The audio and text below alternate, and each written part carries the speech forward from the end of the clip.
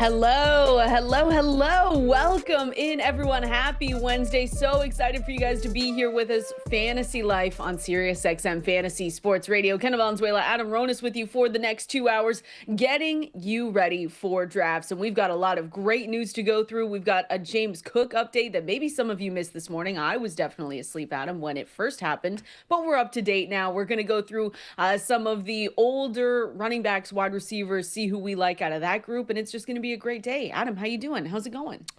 Yeah, it's going well. Not as good for me as it is for James Cook, who Oh, gets his great money. day. Good for him. We kind of expected this to happen, though, at some point. And especially, we heard some pretty good news in that direction yesterday as he was back on the practice field and now gets his money. So good for him. Now it's time for me to get paid. There we go. You can win all your leagues. That's how we're going to get paid. So how does it work for a radio hold-in? Do I just show up and not say anything? I just sit here and Well, be could quiet? you imagine if I just had to tell the people, hey, Adam, I see him here on my screen, but he's just He's just choosing not not to speaking. talk. Yeah. That would be so great. You should do it. Yeah, let's see how it goes. Yeah, I'm Let's see sure how it'll long it go goes. well when I'm not We here would the next day never. when I get let go.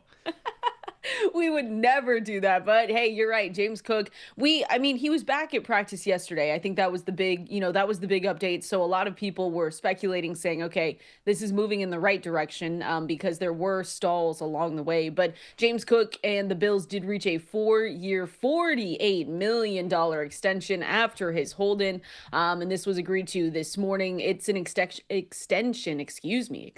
that includes $30 million guaranteed. And I believe that puts him, I had this up, I think he becomes Sixth. the sixth highest paid Yeah. back. And when we say that, it's by average annual value. So that's what we're looking at in terms of where he ranks sixth. So the guys ahead of him, I believe, are Saquon, CMC, Derrick Henry, Jonathan Taylor, Alvin Kamara. That's it. It's hard to count this morning. It's a tough morning. But this is great news for James Cook. You and I always talk about, hey, we are part of the players getting paid. We really like that. He had just had a great season last year with the touchdowns that he saw. He was fifth in yards before contact per rush. I mean, he just took a really big step forward. I think our question now is, are we drafting him at his ceiling or not? But we're happy for him nonetheless. Yeah, I mean, that's the biggest issue. I don't think anyone denies the talent and ability of Cook on a per play basis. He's been great in his career. His 3-year career is averaging 4.9 yards per carry. A lot of that comes down to how good the Bills' offense has been and the threat of Josh Allen. The problem is the lack of usage and playing less than 50% of the snaps last year. We talk about it a lot about the touchdowns and how many goal line carries he got and how that is unlikely to repeat. 16 rushing touchdowns last year, just 4 total in his first 2 seasons. 207 carries last year. That was tied for 19th in the NFL for That's running insane. backs. So he just didn't have a high amount of volume, even in the passing game, where he's very efficient. He had 38 targets, he caught 32. So the problem is we saw, especially as the season went on, he lost a lot of third down work to Ty Mhm. Johnson. And I did see a quote from their GM being about how, yeah, we see him as a 3 down back, but we also have other guys, the 3 other backs to get involved, meaning Ray Davis and Ty Johnson. So that's the biggest issue. And, Cook, people have been smart about it because he's generally going anywhere from RB 14 to 17, depending on the platform. But with that great touchdown luck last year, he was 10th in points per game in PPR format. So if he does that again where he's being drafted, you're like, oh, that's really good. But is that going to happen again? Is the big question mark, because I just don't see them increasing his workload. Maybe they surprise us and they do. And if that happens, you'll be happy if you draft them. But why would they change what's working? And you could say, well, they paid him now. Well, that's more Yeah. reason to protect their investment, Yeah, right?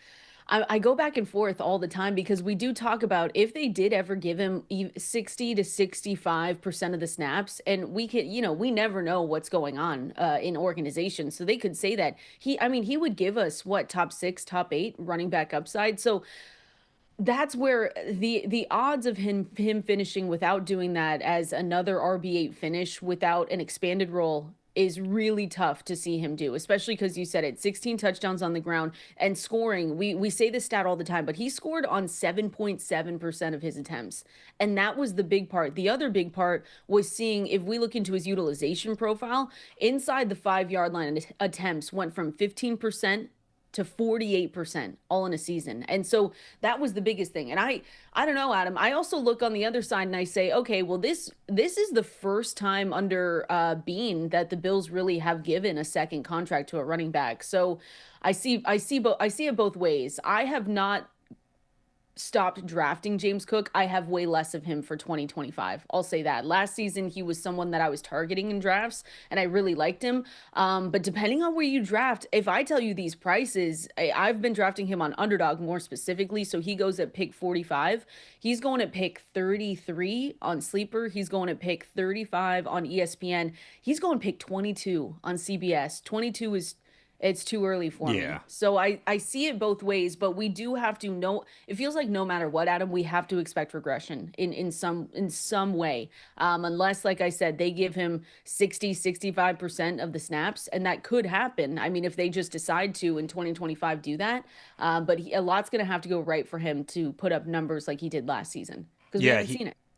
He's got to be on the field more and get more touches. He was 28th among running backs in snap share.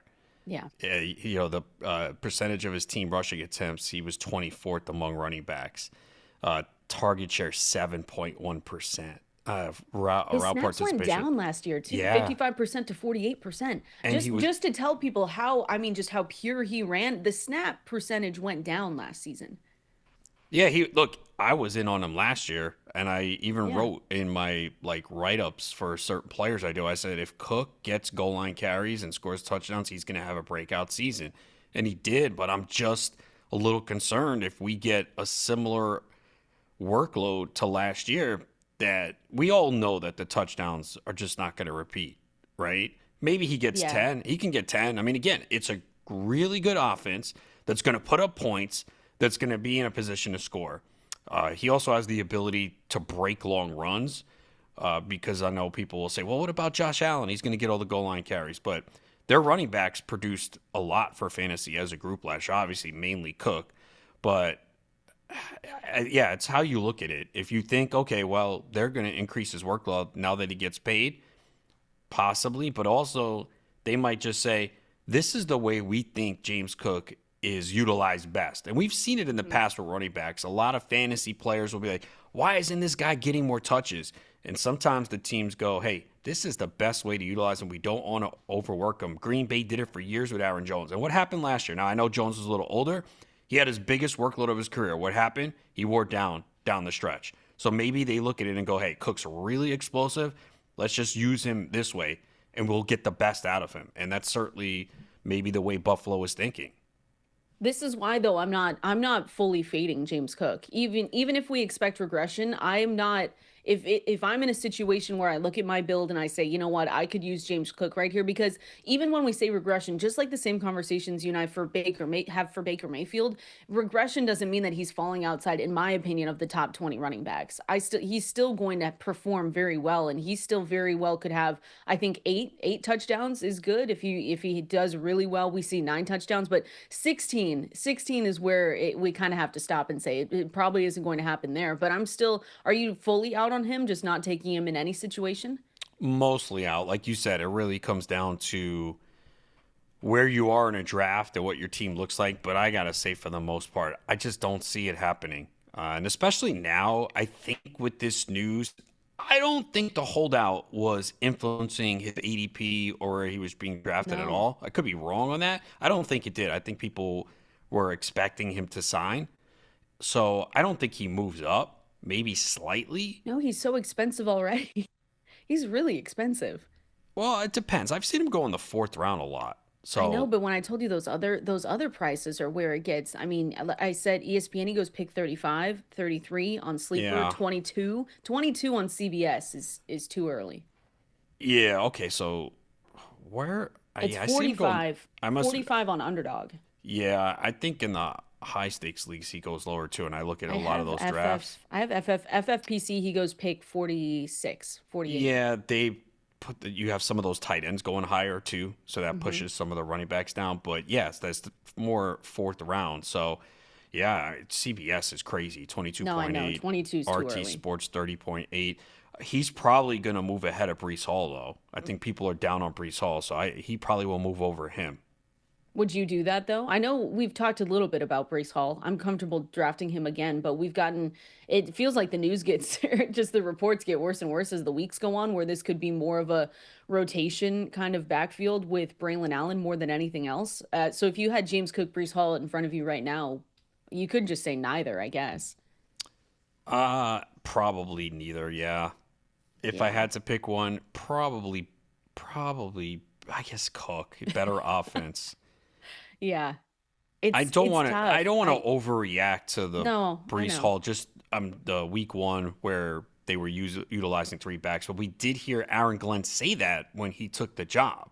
Yeah, months ago he was saying it could be, this committee, or that they're going to use every running back that they have. So that's where we get a little bit nervous. But no matter what, we're excited for James Cook because now we get to see him out there. Again, James Cook and the Bills reached a 4-year, $48 million extension after his hold in. That includes $30 million guaranteed, and now he's the sixth highest paid running back by average annual value, and that's really good for him. So we'll see. Maybe they just say this is how we have to do it to win. Maybe they looked at last season and be like, this is our best chance. That's the other part that I think of too. Like of course, regular season Buffalo Bills is always something that we get our popcorn out for, but they have to get over the playoff hump somehow. And maybe if they say that it's James Cook and how we had to run him last season, I also have that in the back of my mind, Adam. Yeah, I mean, for them, it's all about the playoffs and trying to get past the Chiefs. The regular Yeah. season, they've had so much success, so we know they're going to be fine in the regular season. It's can they beat the Chiefs in a big spot because they beat them in the regular season. They cannot do it in the postseason, and part of I that know. is trying to get that game in Buffalo. Still might not matter, but they're It helps. they're right there, and everything in the regular season that they've done has led to success and a lot of wins. It's the postseason, but again, I mean, James Cook is just he's one of those tough players because you're trying to figure out do they increase the touches? Because if they do, you'll feel better. But you're talking about a running back that had 207 carries last year. I mean, that's just insane. And he's not involved in the passing game enough. That hurts him a lot. Hmm. We saw the targets drop last year. And especially in that second half. I had Cook on teams, and there were times, believe it or not, you look at it and see how he finished, like, oh, you must have been really happy. There were weeks where I was like, I don't know what to do this week because he's just not getting enough volume. And Yeah. especially when they had games where they were up big, they could scale back on him and you wouldn't see him much in the fourth quarter. And it was just really frustrating to see him come out on third down so much because he's a very good pass catcher. He's explosive, and it just was so frustrating down the stretch. I mean, you look at the last 6 games, okay? The last 6 games of the season, he had 7 targets. 7. Yep. So And they just took him off the field so much on third downs.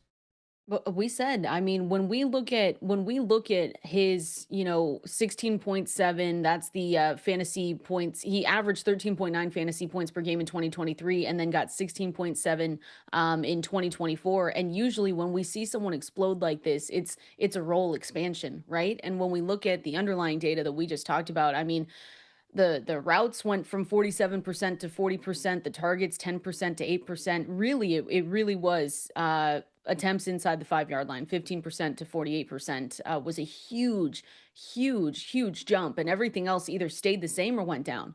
That's the surprising part. So But he had, in 16 games, he had 9 games of 12 carries or fewer. wow. Now, you could say, well, look at some of those games. They won 31-10. They won 47-10. They lost 35-10. They won 34-10. 30-27. I don't know what happened there. Close game. He didn't get much. Against the Chiefs, he had 9 carries and a 30-21 win. That Rams game where it was 44-42, I think they were trailing big and they came from behind. He only had 6 carries at 8 touches in that game. But don't we expect the Bills to win some games like that again? So that's the challenge with Cook is, do you believe that they're going to increase his workload? And how much? Is he on the field more? I'm not sure they will. And if those touchdowns go down like we all expect, it's going to be a bumpy ride for Cook in fantasy because he could still score 8 9 touchdowns, which is great. But if it's going to come with a similar workload and he's not being on the field for passing down work and off on a lot of third down situations, it's going to be a problem. The Buffalo Bills have the 23rd toughest strength of schedule this season as well. So when we talk about blow, that's when we mention that, when we say 23rd, it's like it's a lot easier than some of these other teams. Like the Giants are have the toughest schedule. So when we talk about teams that could be in maybe more blowout situations, they're playing 6 2024 playoff teams this season. So excited for James Cook again. We love to see players getting paid. I think this means for Buffalo too. They have their entire running back room under contract through at least 2026.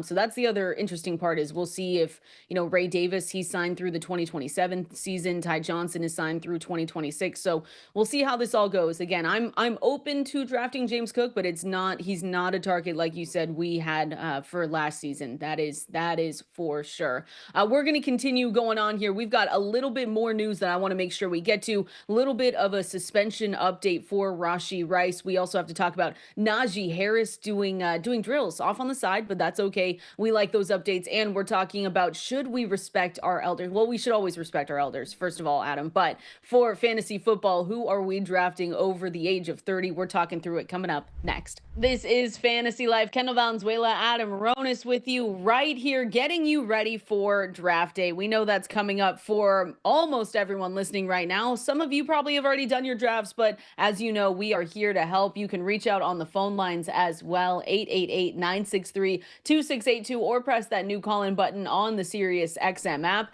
But we're getting ready for drafts, Adam, and I think the big question a lot of the time, or a good amount of questions that I always see, is especially aging receivers. We had questions last year about Derrick Henry, going to a new team. How's he going to hold up? I think almost everyone saw the return of the king kind of happening over there. But for some of the receivers, especially, it is a big question of like, okay, do I want to risk it? Do we think that the age cliff is coming for some of these players? So that's why I wanted to do respecting our elders. If we're going to be drafting them or passing on them going into our drafts this season, the biggest one right now, and I think one of the more expensive guys that I could see moving, depending on news about Matthew Stafford, is Davante Adams. Davante Adams is another year older. His ADP right now consistently, he's going in round 3. And he had a good season last year, 17.7 points per game. He was reunited with his BFF in Aaron Rodgers, and he was peppered with targets. So now he comes back.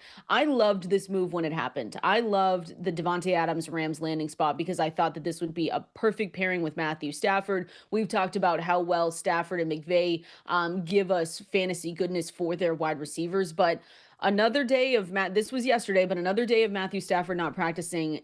Every day that happens, it makes me a little bit more nervous. So with Davante Adams, he's going into his 12th season, and I feel like there's a really big range of outcomes that we could see from him. But what are your expectations, and have you been drafting him a little bit here and there this offseason? Yeah, I'm definitely open to taking him. I don't have a lot. Usually, a player of this profile, I would probably say to stay away because, again, a lot of times with these players, it's not a gradual decline. It just happens overnight, just like that. But I didn't see anything from Adams last year that indicates that's going to happen. He was pretty good down the stretch for the Jets, and I think he still has something left. He's also one of those receivers. He's really smart. He knows how to get open. Sometimes it's like the huge, like the Julio Jones types that kind of fall off quickly. Yeah. So I still think there's something left. Obviously, the big factor here is the health of Matthew Stafford. If not, Jimmy Garoppolo, and we know Davante Adams loves him. Best friends. Yeah, His second so that'll best work friend. out well. Could you imagine the it would be insane because we saw on Netflix, if you guys didn't see that show, yeah, he was very vocal about wanting to get out of Las Vegas when it was Jimmy G's time. So it's, I agree with you. I'm still, drafting here and there, depending on how my team is looking though. Because again, in the third round, you have other receivers that are there that I think I like a little bit more. But when we look historically too, since 2011, Dwayne McFarland wrote this out, but we have 9 receivers that put up the same number of numbers as Davante Adams, or in that same range from year 11. And then in year 12, you can see how they finished. Wide receiver 2 for Steve Smith. Keenan Allen was a wide receiver 3. Anquan Bolden was a wide receiver 2. The thing here is that none of them really delivered a wide receiver 1 kind of season after what they did in their 11th year. So that's the only thing I'm looking at. I don't think anyone's expecting, top 5 finish for Davante Adams, but still a fun guy to look for in drafts and say, okay, I like the situation. I just want a little bit better news on Matthew Stafford. That's all I want, Adam. I think people who are invested in Puka Nacua, Davante Adams, or any piece of that offense feel the same way at this point, and it just feels like it has not gotten better. You pressing pause on drafting besides Kyren Williams, those 2 Rams receivers? Or are you saying I'm not going to overreact yet? This is just another day. The thing that worries me the most, Adam, is that Sean McVay is usually pretty good about telling us, where guys are at in either their rehab process, when they expect him to come back. And he did expect him to come back on Monday and said he just did not feel good enough to be able to do that. That's where I start to get nervous, is when the coach speak for Sean McVay doesn't really match what we see. Yeah, I agree, because everything he has said so far has been true up until them expecting him to return to practice yesterday. So I have moved Puka down a little bit because I think that range of receivers there are all close. So at this point, since there is a little question mark, moved him down. I did take him in the Sirius XM Host League draft last week as my second receiver. Remember, it was super flex, so to get him as my second receiver in round 3, I was going to do that. And the other concern, I guess, for Puka, like I've said a lot, is the lack of touchdowns. He only has 9 touchdowns in 28 career games. And I do think Davante Adams being there is really going to help in terms of red zone. I think he can get some of those touchdowns. So if Puka's healthy, which he constantly gets banged up, he's going to get a massive volume. But yeah, you'd rather have Stafford there. Although Stafford did fall off last year too. So, but yeah, you'd rather have him than Jimmy G. Yeah, exactly. I've heard some people say that, oh, well, Sean McVay in this offense is so good that it's just not going to matter. I'm here to tell you it's going to matter if we see Jimmy Garoppolo out there. I want to, and you know me, I like to be the optimistic person, but if we see Jimmy G instead of Stafford, it will definitely matter for your fantasy football teams if you're drafting Puka Nacua and Davante Adams. All right, respect your elders. This is kind of pushing it because he's 29 years old, so I don't want to say he's an elder, but I did want a reason to talk about Deebo Samuel for the Washington Commanders. Obviously, he is on a new team, new landscape for him. Consensus right now going round 8, I want to say, in the post-prime window. We all know that, but I'm curious what your expectation is for Deebo Samuel, because I mean, we heard when he moved over here to Washington, the coaching staff, the organization was, saying how great they love his versatility and how they could use him differently going into 2025. And I think for me, when I look at what happened last season, yes, it was not good, straight up for Deebo Samuel. I drafted a good amount of him and I was disappointed almost every single week. At some point, I just said, you know what, I have to bench him because I just have to try and get as much fantasy points from other guys as I can. He had pneumonia followed by a calf strain. He suffered in week 2. He had a wrist issue that happened in mid-October, and he said that lingered the rest of the season. So not to say that it's all to be blamed on injuries, but I think there were a lot of injuries last season with Deebo Samuel and the pneumonia that really kind of set him back. I'm actually really excited about Deebo Samuel with this Washington Commanders team. What are your expectations? I've been drafting him, not targeting, but drafting if I need to. Yeah, that sounded like a lot of excuses to me. What? Come on, pneumonia? You're going out there with pneumonia? He played through it. You know how many shows I've done with pneumonia? Come on. Stop. How many? Tell us right now. None. I don't think I've had pneumonia. So exactly. No, with Deebo, he was bad. He was awful last year. Yeah, he was brutal. All the underlying metrics are terrible as well. The thing with Deebo, I just think he's always been overvalued as a fantasy asset. He's really had one good season. With that said, the price is inexpensive. Like Deebo is not costing you much. So that's the only reason why I'm intrigued. So I'm open to taking him based on the price, but I'm not going to be aggressive with it. I've taken him, I think, in one best ball. I haven't taken him in any redraft leagues. Now, the question is, because he's in a new offense here and he's got Jayden Daniels, do they design ways to get the ball in his hands? Terry McLaurin's still out. Like, that's the next one that we're waiting for. Like, we know Washington needs to sign this guy. Like, he is so important, critical to their offense. If you look at them without McLaurin, it is not good. It really kind of crumbles for this team. But you still have to worry about Deebo's injuries, right? He's older. He's very physical. He's especially if they use him a little bit more in the running game in these short screens.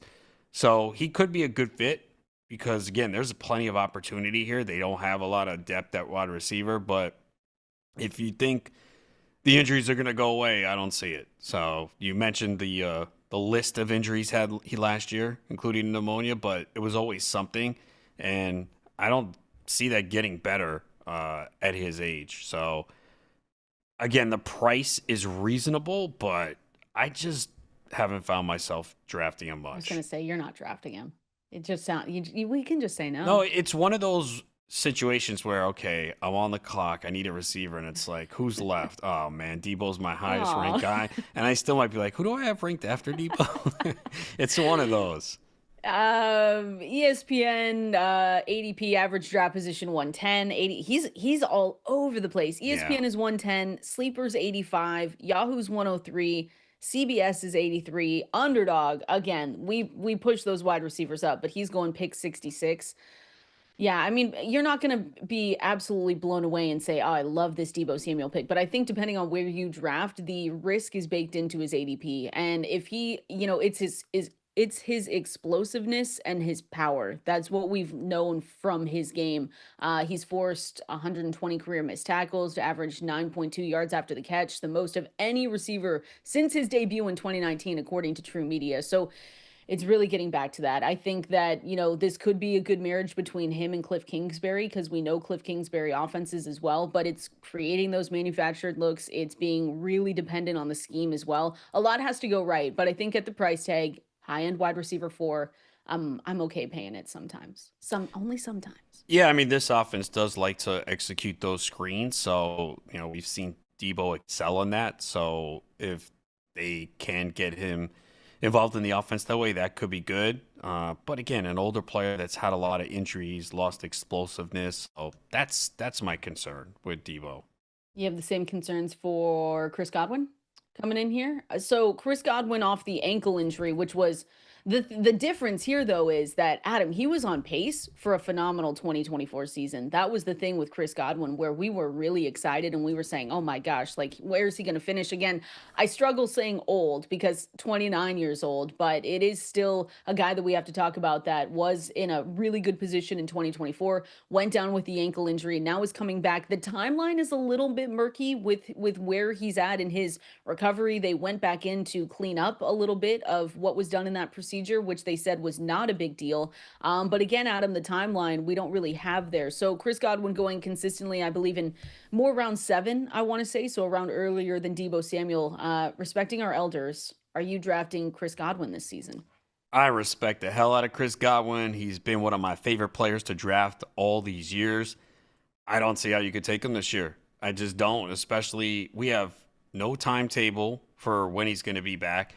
The Buccaneers have no reason to rush him back. You've got Emeka Egbuka, Mike Evans, Jalen McMillan. There is no reason to rush him back on the football field. When does he return? Is it going to take him some time? Is he going to get the same volume? Volume has been, a big part of it. So, yeah, I have not found myself drafting Chris Godwin. I just can't do it at this point. And again, I am a huge fan, but I think there's too much risk right now. More than likely, he's not going to be ready for the start of the season. It's feeling more and more like that. Unfortunately, we thought we were getting better news a couple months ago, and then it kind of just all fell off. And we got, they drafted Emeka Egbuka.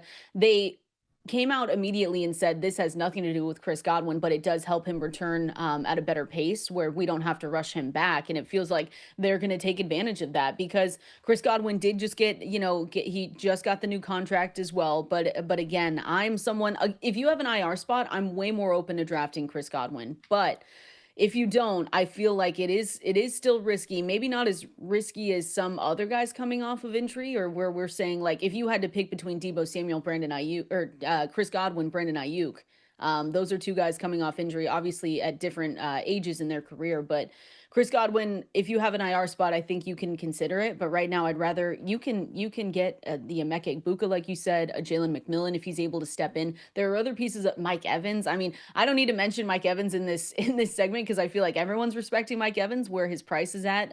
He's going for the next consecutive 1,000-yard season. It's all right there. So I agree with you. I've looked at my exposure and I took him a couple times early, like before the draft happened, and I haven't taken him since. Yeah, originally in the offseason, I was pretty optimistic because they paid him. New England was willing to pay him more. So you're like, oh, if you follow the money, you're like, oh, okay, they really think he's going to be fine. So, yeah. And then you hear the stories about the second surgery and he's still not out there. And you're like, no, this is not a good sign.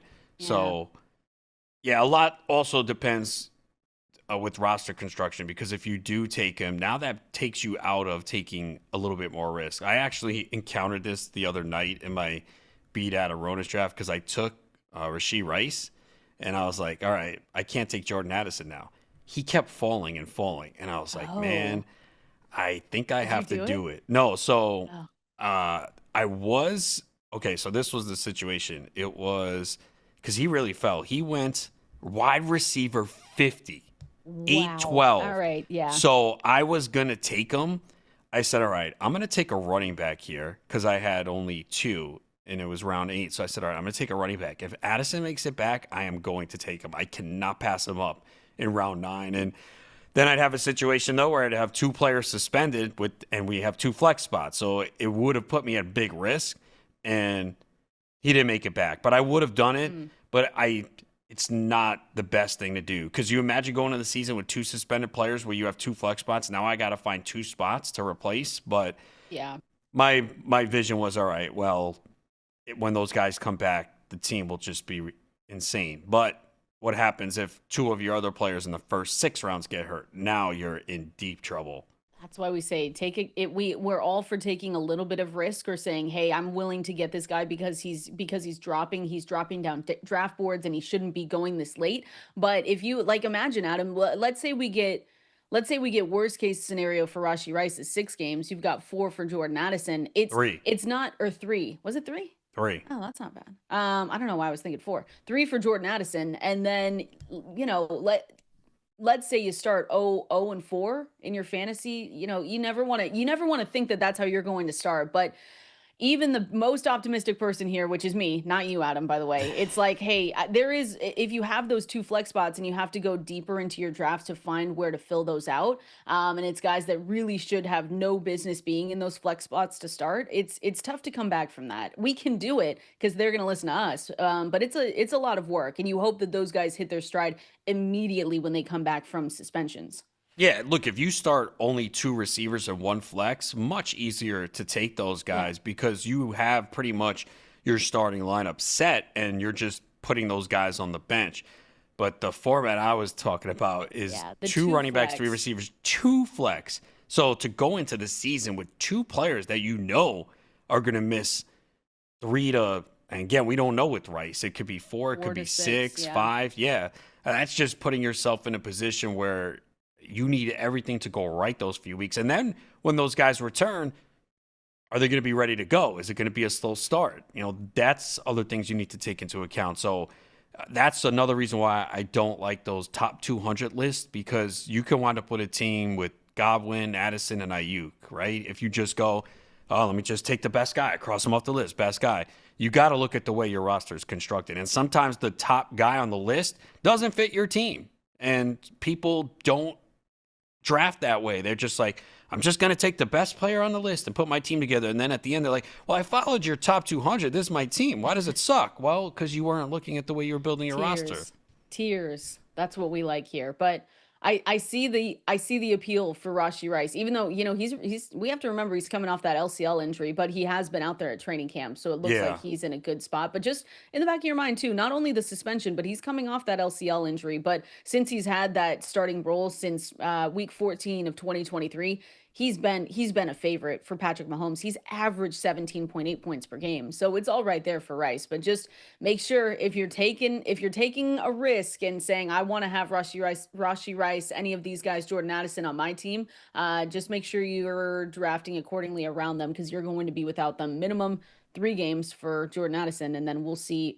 I hope we get news of this. So do I. I really do, because I've I hope it's 2 games, but I know that's not going to happen. I know it's as someone who just took him in an important league, I think it's going to be 4. I think that's what it's going to be. Let's continue on here. Want to go through running back draft advice, going through some of our tiers. We talk about how important tiers are and how we are constructing some of our rosters depending on how you start your drafts. We're going to go through that and more coming up next. Let's be real. You're here to win a fantasy championship. And guess what? You're not going to win playing it safe. You already know that. You've got to go hard. And no one understands that better than Mike's Hard Lemonade. Because to succeed in fantasy football, we always tell you this. You sometimes have to take bold risks, like reaching for that rookie. You have to make the blockbuster trade, or at least try. And you have to blow all your fab on a potential breakout player. Your league mates might roast you in that group chat, but it does not matter, because legends do not play scared. They go hard, just like Mike's Hard Lemonade. So go crack open a cold Mike's, kick back for a second, and remember, nobody makes lemonade like Mike's. Find Mike's nearest you at www.mikeshard.com. Mike's is hard, so is prison. Don't drive drunk. Premium malt beverage with flavors, all registered trademarks, used under license by Mike's Hard Lemonade Co., Chicago, Illinois.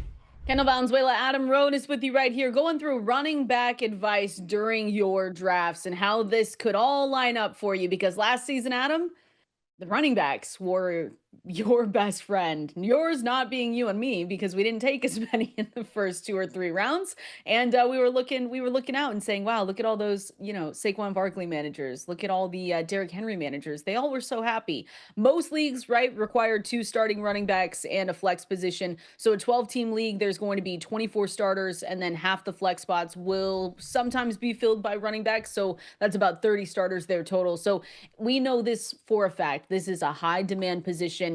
Just like when we talk about wide receivers with leagues that start 2 wide receivers. But when we look at running backs, volume is king here, Adam. We always say that. Dwayne McFarland, whenever he comes on, he always says that. And it's really hard to find, the Saquon Barkleys, the Bijan Robinsons of the world. We don't have many of them. So that's why it's important when you go into your drafts, you always want to try and have a plan.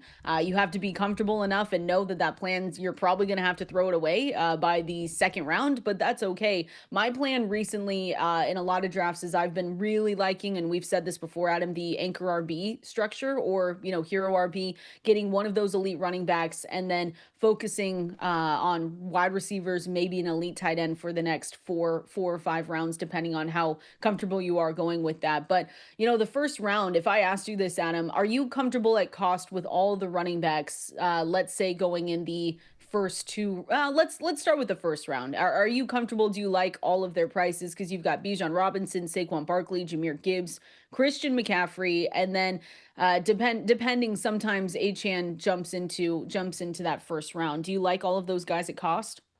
The only one I don't feel comfortable with is Christian McCaffrey. We've talked about it a lot. Yeah.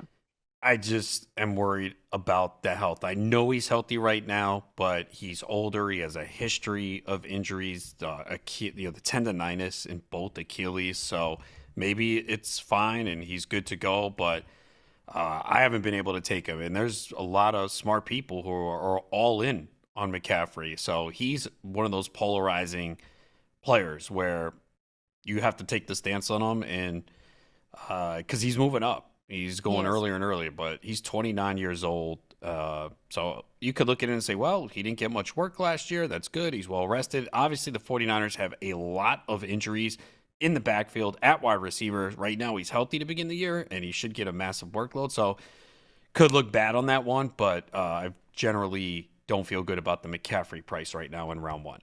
In rounds 2 through 3, if we're talking about a strategy or guys that we've liked before, I know that we've talked a good amount about Etienne. I will say I believe that I can look too. My exposure has me with the most Bucky Irving, Chase Brown through round. I'll say total through round 3. Is there anyone else here? And again, it just depends on your build, right? We're saying this and it doesn't always go the way that we want, but I think from rounds 2 through 3, those are the two that I've walked away with the most. I think I want a little bit more Amari and Hampton, but we've talked about you get into Breece Hall, James Cook, Kyron Williams territory very quickly. And I think, we talk about tier breaks with wide receivers. There's the same conversation that we have to have with running backs here too. Yeah, I think this is a year that you can take 2 running backs in the first 3 rounds. I've done it in some formats. Again, I play in a lot of 3 receiver, 2 flex, so the receivers just dry up pretty quickly. But again, if the value falls to you, I think it is okay to take 2 running backs in the first 3 rounds this year.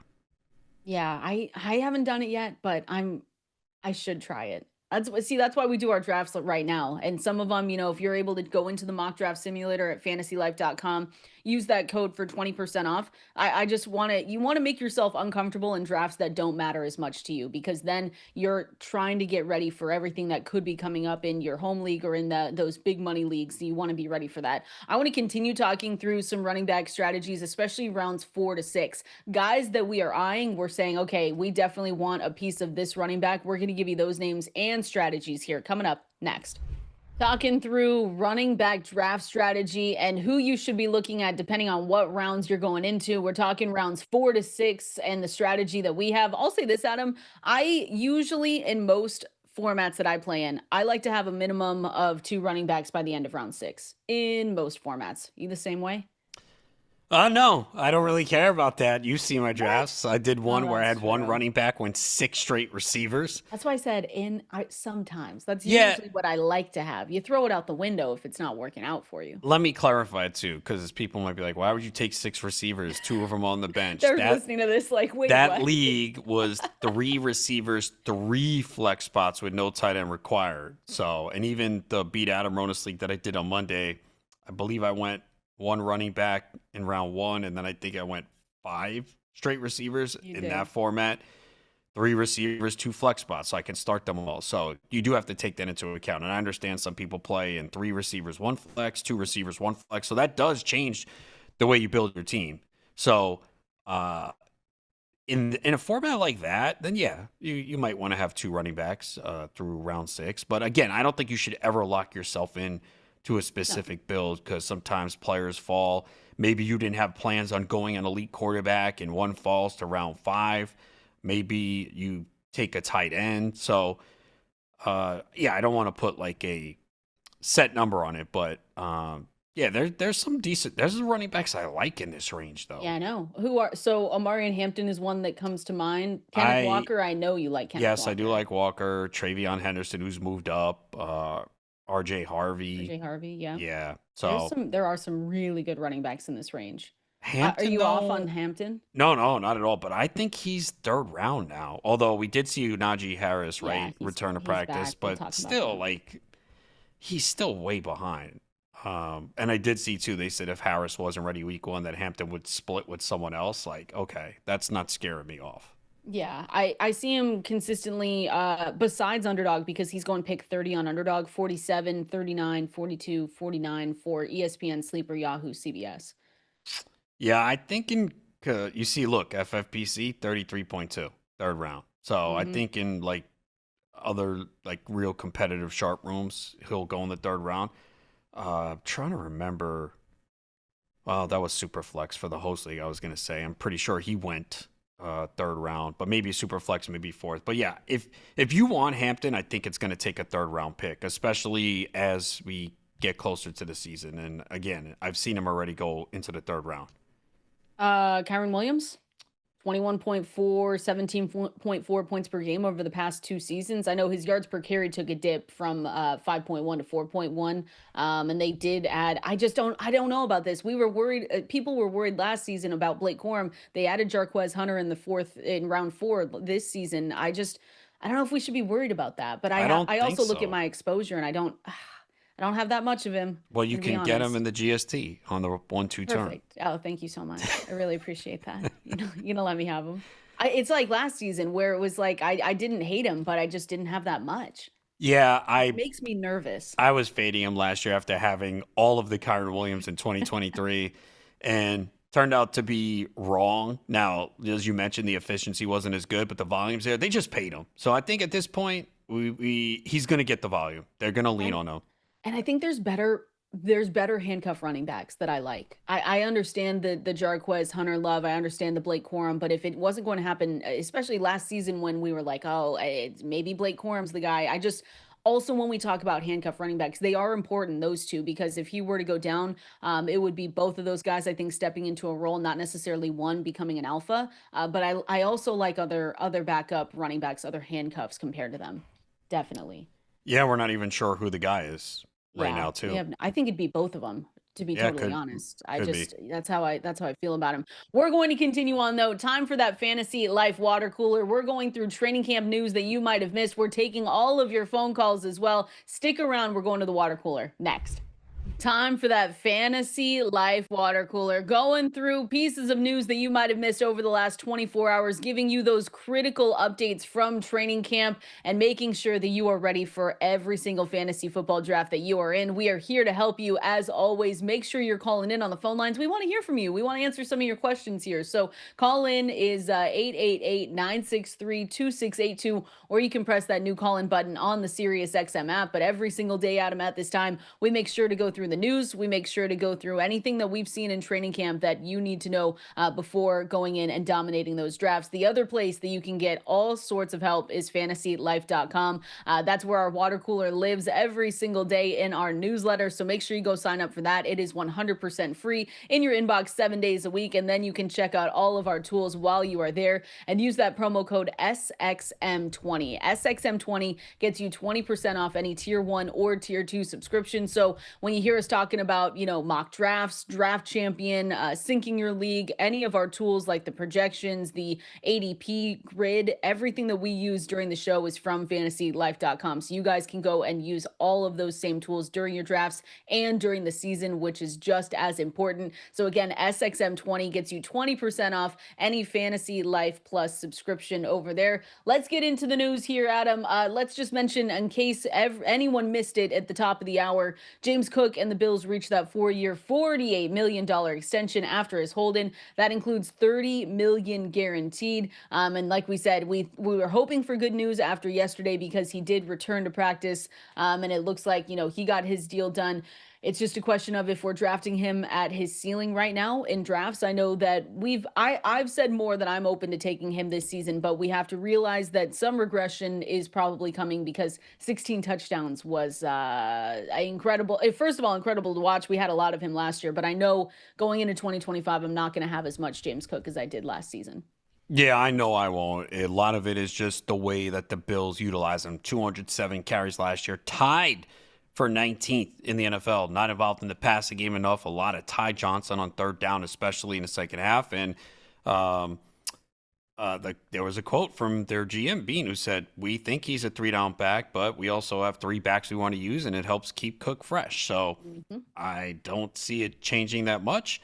And as good as he was last year with 18 total touchdowns, he was 10th in points per game at the running back position in PPR formats. Again, that's good, especially if you're drafting RB14 right now. You'd be happy with that, but will that repeat? Probably not. And maybe we're wrong, and maybe Cook does get an increase in volume. That would be massive. If you told me that James Cook's going to get 250 carries and 45 receptions, I'd be very interested. I don't know if that's going to happen.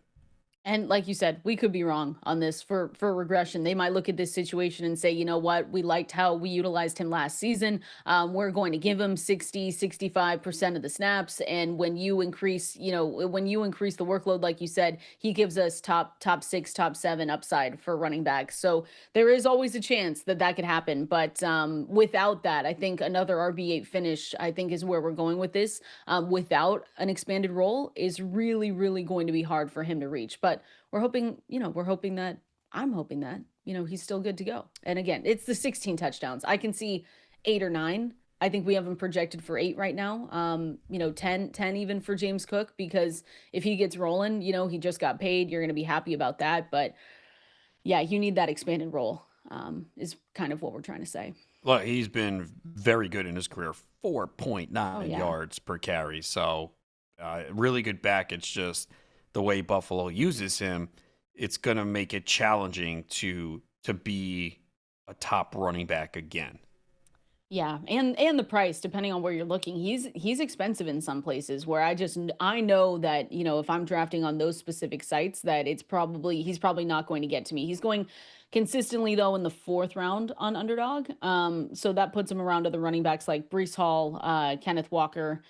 He's a round ahead of Travion Henderson, Chuba Hubbard, Alvin Kamara, James Conner. But yeah, regression probably incoming. But if we're wrong, we will be the ones to put our hands up and say we were wrong about it. Najee Harris, this is a big one. He actually did return to running, doing drills with a football was the key in this report. With a football, we're making progress after eye injury. So he isn't back to practice. I really want to be specific about that. But he did take a step forward and return from that eye injury. On Tuesday, it was reported that he ran and participated in drills with a football off to the side with an athletic trainer. So it starts off so great, Adam. You're like, oh, perfect, he's back. And then you're like, with a football, okay, good. And then all of a sudden you're like, off to the side with a trainer. But it's better than not seeing him, because that was an injury that we saw July 4th in that fireworks accident. He landed him on the NFI list before in training camp. And he's only like walked laps with a helmet on while wearing a weighted vest so far. So this is good news. I don't think it's good enough to move him up your ranks more specifically, but we did hear that, I think it was Greg Roman that said, we were always going to have a second back in there, even if it wasn't Najee Harris. Does that worry you at all? Like, we're drafting Omarion Hampton too high, or we're thinking too much that he's going to just overtake the backfield so soon? Or what are you thinking on that? No, I think initially the thought was that it would take some time, but as the season goes on, Hampton would be the main back. And this has just sped that up a little bit because Najee Harris has not been on the practice field. Yes, he's a veteran, but it is a new team. It's a new offense that he has to learn, while Hampton's been getting those valuable reps. And if Hampton gets off to a good start, then, how do you go away from him? So yeah. I don't see it. I think we're fine with Hampton where he's going, and I just wish we had some clarity on exactly what's going on with Harris. Yeah, it's cool that he's doing drills at practice, but still not heavily involved in practice. So it's tough to draft him at this point. It is tough to draft him. I took him. Where did he fall to me in this draft? Again, it was Underdog, so there's a lot less pressure on Underdog because you won't have to try and figure out when to start him or anything like that. But he fell to me in the 15th round. And I was like, at that point, I said, okay, like, he's consistently going in the 12th, 13th over on Underdog. And I said, you know what, just in case we do get good news, I think he ended up being, I think, my 5th running back at that point. So I felt comfortable doing it. But yeah, it's interesting too with Greg Roman coming out, and he said that the quote was, there will be a rotation no matter what happens. The day of the running back taking every rep, it's kind of gone the way of the prehistoric creatures. So I think people might see that quote and worry a little bit. They'll say, okay, well, if Harris isn't ready by week 1, I need to get a lot of, I think it would be Kamani Vidal. I can't remember. Vidal. We forgot about him. He was like Vidal? A hot. Help. What is it? I think it's Vidal. If I remember I wanted to make sure I said it right because I want to say these guys' names right. I think now it's you Vidal. drew attention to it. Well, I'm sorry. It's Vidal. Just wanted to make sure I was saying it right.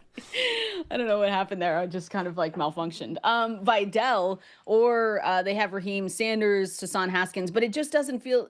I don't want people to overreact, right? We hear that quote and we say, "Oh, well, all of a sudden we need to go out and get Vidal." It just doesn't feel that way. It just feels like Omari and Hampton eventually. Maybe it's not right away. Like we've always said that though. It's maybe not right away, but I think that he is going to overtake this backfield sooner rather than later because of this injury with Najee Harris. We already thought that that was going to happen maybe week 6, week 8.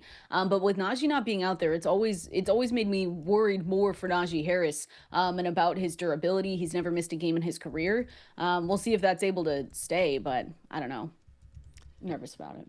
Yeah, I am too. I mean, he has fallen in drafts, but even so, it's at best a split, and I think that's being optimistic. So, and Harris has needed volume. He's not been the most efficient back. Now, it is a better offense. It was looking like a better line, Well, but Rashawn Slater being out certainly doesn't help. But it's I going to be think brutal. Hampton's going to have the opportunity to seize this backfield early. We'll see if he can do it. I would expect he would. Like, speaking of offensive linemen, 'cause we've really talked about a lot of offensive lineman injuries. Landon Dickerson, we didn't talk about him, but his knee procedure, that's not good for that offensive. This is the Eagles' left guard, but he needs to have a procedure to go in for a meniscus injury in his right knee. They said it shouldn't keep him out too long, but again, that's for an offensive line where we talk so highly about Saquon Barkley and the reigning first overall offensive line from PFF. Losing anyone from that team because they've been, especially with the turnover, there wasn't much this season going into 2025. Hopefully he's ready to go, but he's now considered week to week, which That's stinks. okay if he misses week one. I'll be fine with that. Oh, stop. Stop. What do you Well, they what's look the even AJ Brown. So they're having joint practices. He's still out with a hamstring injury. So, but look, man? it's still you don't want to be too worried about the injuries now. I'd rather these guys just be cautious and sit out now. But yeah, we are starting to get a lot of players, and these offensive lines are very important for fantasy. Mhm. We don't talk about them a lot, but you see how it can fall apart with a couple key pieces missing. It can really cause the offense to struggle. So anytime you see linemen going down, yeah, it is a concern for some of our skill position players. Definitely. I want to throw out the phone number again here in the water cooler, going through all the pieces of news that you might have missed in the last 24 hours. 888-963-2682. We are always here to help with any fantasy football questions that you have. So make sure you're giving us a call. Tell me how to say Kamani Vidal's name. That really, I malfunctioned there. I didn't know what I was saying at some point. The last one here that I just wanted to hit because we've mentioned it before, but I don't think we actually talked about it and dove in. But the potential suspension update for Rashee Rice is that it was reported by Albert Breer that the team is expecting Rashee Rice to serve a 4 to 6 game suspension. So kind of like the reports that we got right before Jordan Addison's suspension, that was we heard 3 to 4, and he got 3, and the team said that they were preparing for 3 to 4. So it looks like 4 to 6 games for Rashee Rice.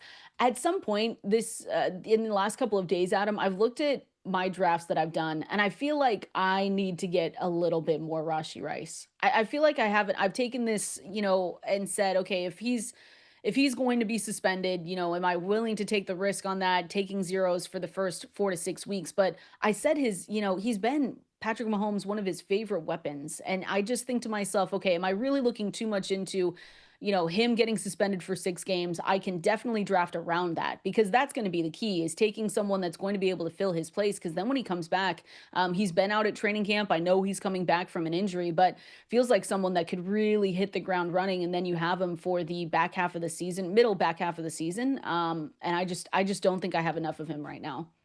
Yeah, look, he's a challenge right now because when I did take him in that beat Adam Ronis League Monday, it was not in the plans. I didn't think I would get him. If you would have asked me for the draft, I'd be like, no, it's not going to happen. It's just all the guys that I wanted went, and he was the top receiver on my board. And I said, okay, you know what? It is an overall championship, so you want to be a little aggressive. And if Rice does return to the form that we saw in the first 3 games last year, now I'm drafting him as my wide receiver 4 in a Mhm. flex spot. Yeah, that could work. So if it's 6 games, it's going to be a lot more challenging, and you will see him drop. Because I'm actually a little surprised in some of the drafts that he really has not gone down in price. I've seen some leagues where he goes in the 4th round. I can't do that, right? Because most of us believe it's going to be minimum 4 games. And this was a pretty severe one where, again, he has to serve 30 days in jail over the course of, how many years was it? 10? 5. 5, okay. So, yeah, this was a pretty severe situation with Rice. So, it would not be surprising if he got 6 games. I'm hoping, obviously, as someone who already drafted him, that it's 4. But, yeah, you look at his ADP, and, I mean, Archie Sports 37.6. I know. It's really? too expensive. He goes 4th round for underdog. And I know that receivers get pushed up there, but so 3rd round and under, like, that's pick 46. And he's still, I mean, he's going pick 69 on ESPN, 46 on Sleeper. Yeah, look, and I understand you are not taking a 0 while he's out. You will put in someone else. Draft around, yeah. But it all depends on what your starting lineup is. If you're starting just 2 running backs, 2 receivers, 1 flex, absolutely, I'd be more aggressive on them. In more deeper formats, it's more challenging. Or if you're in a 16-team league or a 14-team league, it's more challenging. So it really does come down to the roster setup. Also, like I said, if you're playing in an overall championship in a high-stakes league, you might be more aggressive, saying, hey, I want to swing for the fences. I'll figure out a way to fill in his spot. And if he comes back and does what you think and becomes the primary piece of the offense, you know, he could take off down the stretch and be a difference maker. Because if he was completely healthy, he was going in round 3 and possibly late round 2. We were seeing that, right? Don't you remember early best ball season? Like, he was going like late round 2, early round 3. Yeah, people are aggressive on him. So, but I am surprised that the price has not come down more, because you would have to believe it's a minimum 4-game suspension. Yeah, and even then, that's why I said I think I'm going to, by the end of this, once we get suspension updates, in some formats he's too expensive for me, but when I see him drop to the 7th round, the 6th round, I'm like, okay, I feel like I have enough, depending on my ability. You've seen that though? I haven't seen it. I've seen it once. Okay. So I'm kind of trying to manifest that maybe it happens. Actually on CBS too, he goes pick 85 on CBS. Yeah, that's an easy click for me at that point. And 70 on ESPN. That's where I've seen it. Yeah, ESPN 2 is, I think it's a lot of 10-team leagues, so that's easier to do. Again, there are people out there, I don't know why, but hey, like I said, you play whatever is fun for you. There are people who play in leagues with 2 running backs, 2 receivers, 1 flex. Way easier to take them in that format, because your starting lineup is smaller and you're going to have more on the bench, so you can, deal with it. But if you're in a deeper format, like for me in that league with the 2 running backs, 3 receivers, 2 flex, if I get an injury or 2 early, I put myself in a tough spot. So it's going to be a challenge, especially if it's 6 games. I might just cry. Do you not think it will be? It could be. I'm hoping it's 4. It's the Chiefs, the NFL. Come on, you need the Chiefs at full force. Don't be. That's true. Don't be me. Be a hater. Kelsey, Taylor Swift. Yeah, episode drops tonight. I'm surprised we haven't gotten any Taylor Swift today. It's your favorite. She's your favorite. Hopefully she says, look, Rice shouldn't even be suspended. And they go, you know what? She's right. Yeah, Rice, no suspension. He's there. Oh my gosh, you're too funny. Let's go, Taylor. Come on, help us out. We're going to the phone. I'll actually listen to her. If she does that, I will listen to her music. You already listened to her. No, I don't. Only when you guys play it here. Oh, please. All right. No one believes you. No one believes you. Just kidding. I do. 888-963-2682. Let's head out to the phone lines now. Let's go out to Vernon in Scottsdale. Vernon, what do you got for us? Welcome back. You just dropped. Oh, no, we just dropped. Vernon, give us a call back if you're still listening. If we still have John in Virginia, let's go out to John. John, what do you got for us? Hey, how you doing, guys? Thank you. Appreciate the call. So I'm in a 10-team league, PPR, and I'm the 10th round pick, or my pick's in the 10th round, and I'm number 10. What are the strategies for the first 4 rounds? And is George Kittle worth getting in the 4th round as my tight end? Thank you. Oh, appreciate it, John. I'll say yes to the George Kittle question, right? 4th round. Yeah, because that would be. I love getting him. That would be 4-1 for him. Yes. Yeah, and I seen him go in the 3rd round at times now. And the way the 49ers are shaping up right now, like Kittle's got to be heavily involved in this offense. I mean, we're basically looking at McCaffrey, Kittle, and Pearsall to start the year. We'll see what happens with Jennings and whether this is contract or it's really the calf, but they have a lot of issues right now. We already know Brandon Ayuk is going to be ready anywhere from weeks 5 to 17 at this point, but we know he won't be there to start the year. But yeah, I'm looking the first 4 rounds. I'm just looking to take the best players. Yeah, like, I think it doesn't have to be. Too. 10-team leagues. Like, you could go running back, receiver. You could go 2 receivers. Yeah, you could pretty much do anything. Again, it also comes down to what the starting lineups are. But yeah.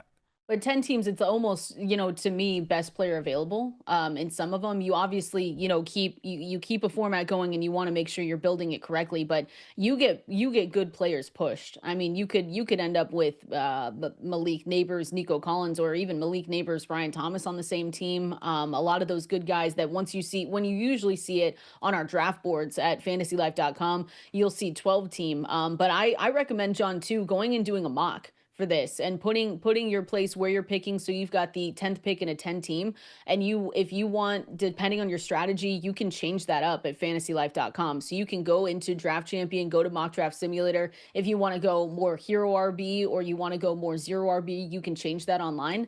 But you're gonna get good players. But I would say yes to Kittle for sure. And the good thing is with this Draft Champion, you could put in the scoring system. You could customize your scoring. You could put the ADP on the site you're playing on.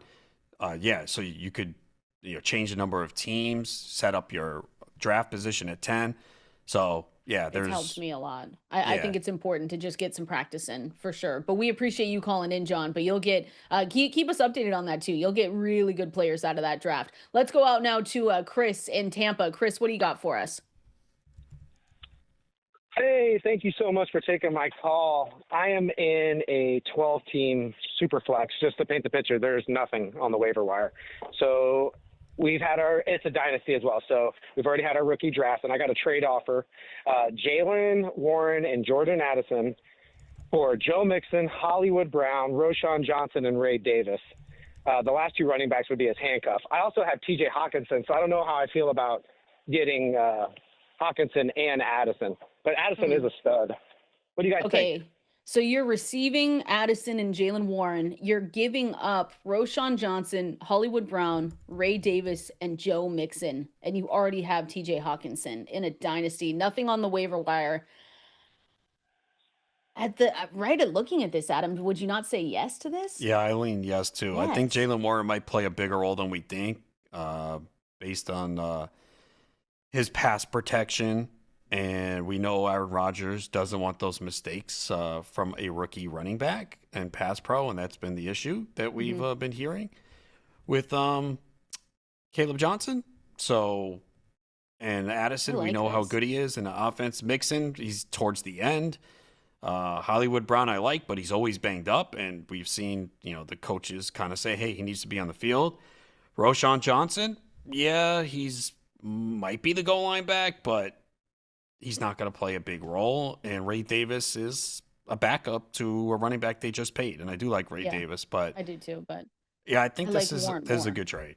I like this one. I think it's balanced too, where sometimes with a 4-2, you think, oh, okay, what am I getting screwed a little bit here? But I do like getting Addison and Warren, and I don't think we worry too much, especially when we're talking dynasty, Adam, with TJ Hawkinson, two players on the same team, 2 pass catchers more specifically. I feel like that's still okay in an offense that we really like with Kevin O'Connell and the Vikings. I feel like this is one where we say we're comfortable with it. That's good.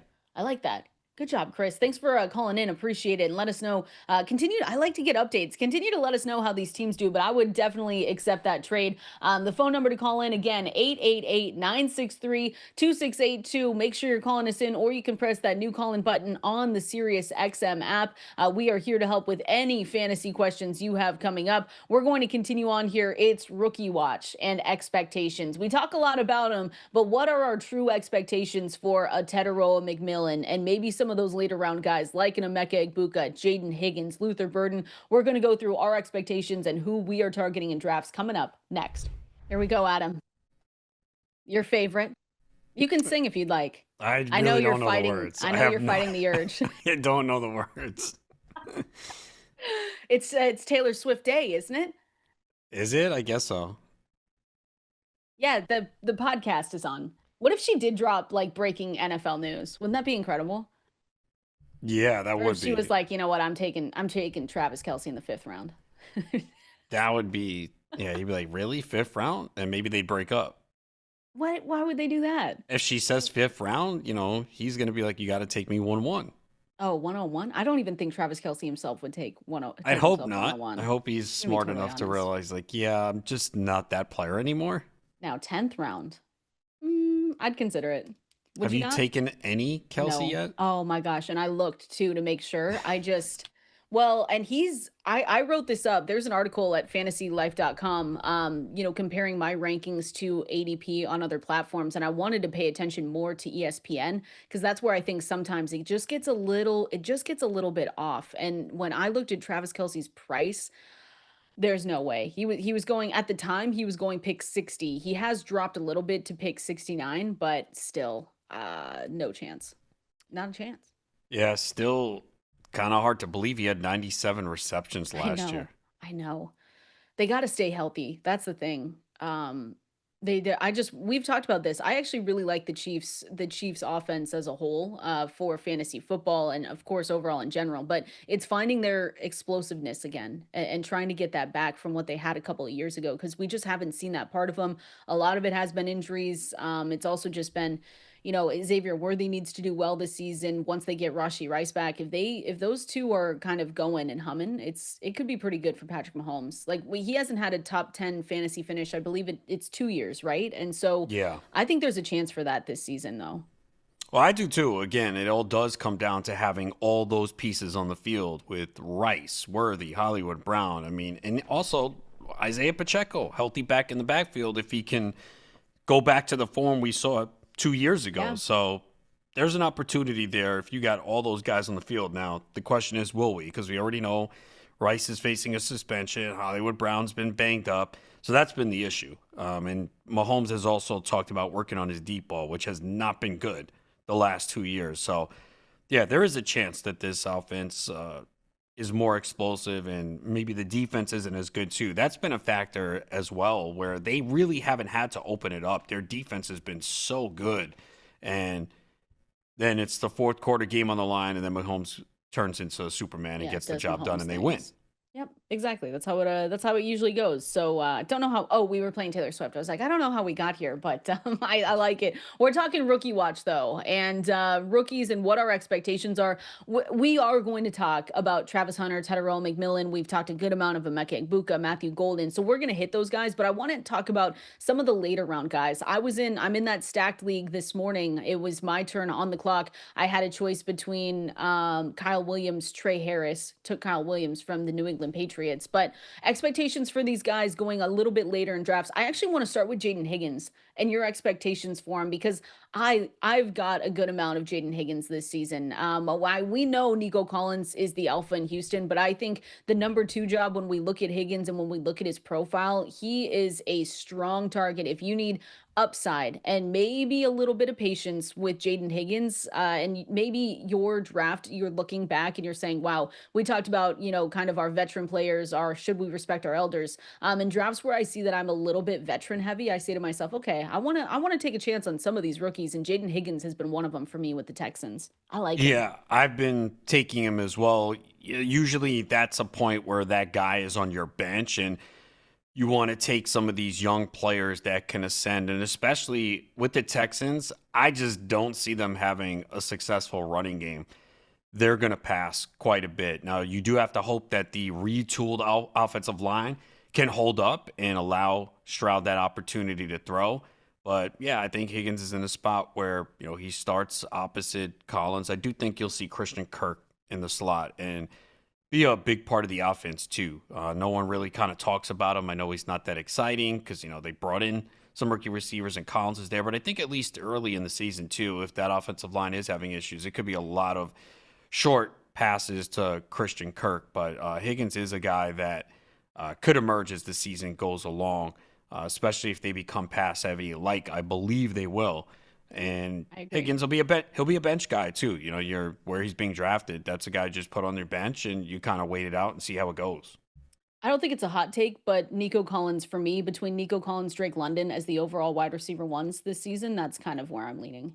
Not necessarily a hot take, Oh, but to be the overall, number one receiver. yeah, hot take. I did my bold predictions today. Okay. We're on bold prediction talk. I guess it's possible, right? Jamar Chase, something could happen. you don't have to say it. No, it's Jamar Chase's world, but it is. If we're talking bold predictions, it was for me between Nico Collins and Drake London. It's not crazy. Obviously, it was only a 3-game stretch, but what did Drake London had like 39 targets, wasn't it? With Penix, it was. Something like that. If that continues with Michael Penix Jr. and I know he's trying to tell us to draft Kyle Pitts. Everyone, this is your weekly reminder to maybe consider not doing that. But at his price, I know. At his price, look, Darnell Mooney, like those. Did you see the he's down. comments yesterday? I know. Like those were not encouraging. They're hoping he comes back. They hope at everyone some is point back during the season. That's Yeah, not like, good. I was like, so that does open it up for Kyle Pitts. It really does. I don't even have him yet. If I do, it's one draft. Take him in GST. Take him in the 10th round at GST. I would take him. I don't want him to be my one. I don't want. No. I don't want him to be my one. That's not his. Where's his? No, I know. I'm pushing it up. Yeah, I know. I'm not doing that. I'm not that crazy. I'm not gonna reach for him. But no. If you believe, no, I'm kidding. But he has an opportunity to be the number 2 target in that offense. Yeah. Mm-hmm. Yeah, I know you're just completely out. I have to go with the bit now. I can't take any of them. His ADP is he's cheap. It's under 140 on Underdog. If he's your tight end too, he's cheap like enough. 148.4 on RT Sports. Like as your second tight end, you have nothing to lose. You see how the first few weeks go. If it's similar to what we've seen, you cut him and move on. Yeah. I like others. I like others instead, but I like agree who? that the price isn't that bad where you could say it. I like Brenton Strange ahead of him. I like Hunter Henry ahead of him. I don't. That's about it. Because then we get at into least we Zach disagree Ertz on something. There we go. Zach Ertz. No, I'd rather take Pitts. That's what I'm saying. I have him as tight end 19. Oh, but that's too low. I like Brenton Strange. I like Hunter. I actually do like Hunter Henry as if I'm taking a late round flyer. I've got Jake Ferguson ahead of him. Dalton Kincaid. Here's one that I know you're not going to agree with. I have Dallas Goedert ahead of him. No, not doing that. I knew that's where you drew the line. Back to rookie receivers, Adam and Luther Burden. Where are you at? It's been, I feel, an up and down season, or off season, I should say, with Luther Burden. It was, he has to get out there. He was kind of sidelined a little bit with injuries. He was called out by Ben Johnson, but he did miss a chunk of the off season because of the hamstring injury. He still obviously has time to get back up to speed. I want to actually know what your expectations are with him, because I know you and I have talked a lot about, Colston Loveland, and I have actually made sure to take a little bit more Colston Loveland and, to be honest, Tyler Warren down the stretch here. But with Rome Odunze, with DJ Moore, with DeAndre Swift, with Colston Loveland, what are your expectations for Luther Burden and where he's going in drafts? Yeah, like you said, the injuries were a factor early on, but I have seen Ben Johnson giving him some praise lately, and that they are really thrilled with him and they think he has massive upside. Obviously, this offense, you have DJ Moore, Rome Odunze, Colston Loveland. So that's the biggest issue. Where is the production coming from? And also, Caleb Williams, we've been hearing some negative things about him. Bad things. It's very slow to process. Can you imagine if we talk all about the Bears this offseason and how, there's so many mouths to feed, but if Caleb Williams can't get them the ball, you're going to have a lot of disappointed fantasy managers, including myself. The thing is, too, you are probably going to see a slow start from this offense. So I don't know if we can make a judgment after 3-4 games. If it is bad, people will obviously be like, oh, I can't believe it. But I do think it's going to take some time. And, you're seeing it now. And you'd rather go through these struggles now anyway. Definitely. Give them the tough test, make them get past this. So you don't want to overreact. Because we've seen players, oh, this guy had a great preseason, he looks great, and then is terrible. So they are working on things, installing a new offense. So you have to take that into consideration. Look, I think Burden, for the price where you go, you take him, right? Because he's not expensive, and he's in that tier with Jayden Higgins, right? For sure. And that's that area of receivers where we're not sure what their role is. It could take some time, and he's someone that'll be on your bench. So I'm open to taking him. Yeah, I think in where he goes in drafts that he's cheap enough. He's a cheaper rookie receiver. I mean, if you're looking for some youth with some upside and talent, then Luther Burden's there, because he definitely goes later than some of the other rookie wide receivers that we're going to talk about. So you can talk about value with him as well. And then with Luther Burden, if you don't know, it's really the yards after the catch upside with him. Malik Nabers and Luther Burden are the only two SEC wide receivers to force at least 30 missed tackles on receptions in a single season over the last 5 years. So he had like the second highest mark of any Power 5 wide receiver the last decade.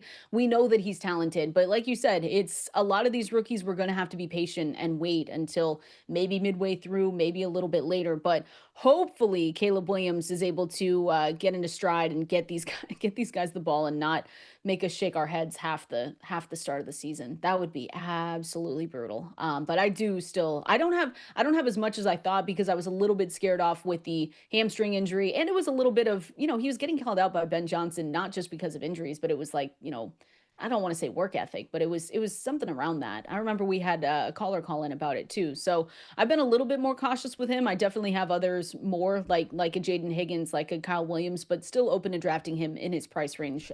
Definitely. We're going on now. We got to do draft or pass. Adam, draft or pass presented by Premier National Sports, going through guys that we've talked about, seeing if their stock is up, stock is down. We'll continue talking through rookie wide receivers as well. We're going draft or pass coming up next. If you want to win every single week, you have to keep your lineup on point with the Go Puff Draft Champion and your snack stash stocked with the Go Puff app. Beer, snacks, and groceries delivered in as fast as 15 minutes. Get 60% off your first order with code FANTASYLIFE60. That is 60% off your first order with code FANTASYLIFE60. That's a good song. Vibes are immaculate, Adam. They are. I mean, football is good. almost here. How could you not have good vibes right now?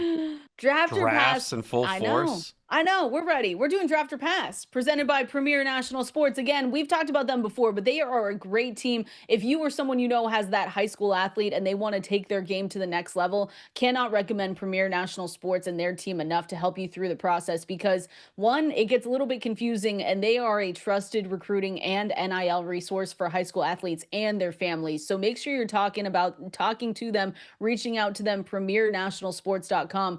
They give you personalized recruiting strategies and, more importantly, NIL education. It's all so important. So for you and your high school athlete, make sure you go to premiernationalsports.com. Draft or pass. Here we go. Khalil Shakir. I'm going to start off hot. You wrote about him in your risers and fallers for the preseason, and he is missing time with that high ankle sprain. Sean McDermott said that he should be. We have a lot of should be. Should we create a bulletin board of should be players that should be ready for week one? Because I feel like the list for the guys that are supposed to be there for week one and the guys that actually start won't be the same once it comes up. But they said he should be ready for week one. High ankle sprains are tough. We've talked about this before. So are you drafting or passing on Khalil Shakir right now?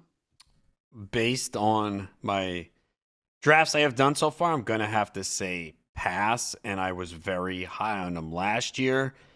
And he had a solid year, but he was 38th in points per game in PPR format. So he has a high floor, right? He's not going to have a 25, 30-point game, but he's going to get you 8 to 12, 13 on a weekly basis in a PPR, which is fine if that's what you want, where he's being drafted. It's just in this offense that is so run heavy and spreads the ball around, it's going to be tough for him to, be higher than that. So again, very good real NFL player.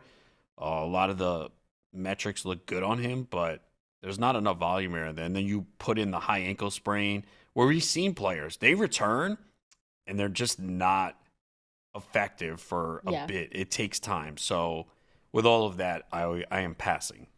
Yeah, I wanted to be in, but I found myself with the out of everyone the most Keon Coleman from this offense. But again, not necessarily investing heavily in him. Shakir also so he's points per game. I mean, he's improved every season, going from 7.5 to 12.1. You see routes at 75%, first downs 21%, targets per route run 25% last season. But he's had and it's interesting, but he's got a low A dot. Average depth of target right now sits at 5.5. So whenever we say a low A dot, sometimes with these receivers and tight ends, whatever it may be, that sometimes caps their their touchdown upside. So when I look at that and I say, okay, what is he giving us for points per game per season? It's good, it's solid, and especially we like the $53 million contract. But yeah, I'm with you. High ankle sprain. Hopefully he's back for week 1. I haven't been taking, again, it's been more Coleman for me than anyone else. Jamison Williams, draft or pass? This one is interesting because he's been getting a lot of hype all off season in a lot of, bold predictions, big spicy takes, whatever bold calls. The people are saying that Jamison Williams outscores Amon-Ra St. Brown. He has his best season yet. What do you think, Jamison Williams, draft or pass right now with his price? Oh, I'm drafting. I do think we saw him last year have the breakout, and it did come on low volume. So I understand some of the concerns, but I also think we have a new offensive coordinator in there, in John Morton, and there's already been talk that they're dialing up more deep passes. So I do see the targets going up. And last year, he was 25th in points per game in PPR formats, and that was getting just 91 targets in 15 games. Yeah. He's explosive. He's the type of player that doesn't need massive volume to produce because he can take it to the end zone on any play. So, yeah, the price is a little expensive at this point, but I have been drafting him, so I will have to say draft. Man, it might. I don't have a lot of him. I think I've only taken him 3 times, and that could be one by the end of the year, Adam, that I could see just totally burns me. Because we're following his breakout from 2024, like you said, 1,062 total yards, 8 scores, 15 games, 14.2 points per PPR points per contest, wide receiver 24. Maybe I need more of him. It is really making me nervous. I don't know why, to be totally honest. I think I just have taken receivers around him, more of them. Yeah, no, he goes in an area where there's some good receivers, so that's probably why. It just happens to be that you have someone else ranked higher, and there's receivers in that range that you just like better, because it's a good tier over there. It is a good tier. I think I've taken more George Pickens, DJ Moore, DK Metcalf, Davante Smith, Calvin Ridley. Like, that's the range that he's in. So yeah. I've taken most of those guys over him. But again, that could be one that comes back to haunt me here in a little bit. I want to continue going through more draft or pass here presented by Premier National Sports and talk through more of those rookie receivers and what our expectations for them are in 2025. And again, premiernationalsports.com. That's where you want to go for personalized recruiting strategies and NIL education for your high school athlete. Make sure you go to premiernationalsports.com. We're going to do all of that here coming up next. As always, appreciate everyone hanging out with us here today. Make sure you keep it locked. You've got RotoWire coming up next at noon Eastern. By the way, Adam, not only are we in the same league this year for GST, but you said it was random assignment of the draft order. I'm using air quotes, and heavy sarcasm is supposed to be coming through the mic right now because I got pick 12 again. What's going on? Who do I need to talk to? It's a random generator. You put in the team names, and then you put in everyone's email. Once I hit generate, it immediately sends that to everyone. So you should have got it twice or just once? Once. Why would I do it twice? I don't know. I feel like twice is standard. You go 1, 2. No, you don't. You do it once. You do. So what happens if I do it once, I get pick 12, I do it again, I get pick 1? You don't think I'm catching heat for that? You do it once. No, because no, I do it twice always. I'm curious. No. You do it once. That? No. Really? So then you'd get 2 emails. So then you'd get 2 emails. Well, the emails, yeah. Usually people don't get emailed. They just say. Well, I do that because I don't want people to think like, oh, first of all, I got pick 3, which again, I'm not that enthusiastic about. I keep getting a top 5 pick every draft. Yeah, so that's tough. But you did say you didn't want to pick near me, and you don't. So what's the issue? We are at opposite. Yeah, we're at opposite ends. sides, so that's perfect. But yeah, pick 12. I just wanted to complain. You did get pick 12 last year too. I did. But you got pick 3 last year also. No, last year I had picked 9 or 10. Oh. Yeah, I had picked 9, I think, last year. Yeah, I got pick 12 again. It's fine. I'm gonna win no matter what. You can win from anywhere. Exactly. I'm gonna be fine, but I will complain about it. I see. Because I at least have 2 weeks left? No, it's next week. Next weekend. It's a week from Saturday, yeah. Woohoo! You coming to Vegas? No. It doesn't look like it, no. Okay, last minute stuff. That's fine. That's fine. I'll try and convince you throughout the week. Hey, draft or pass, Tyreek Hill.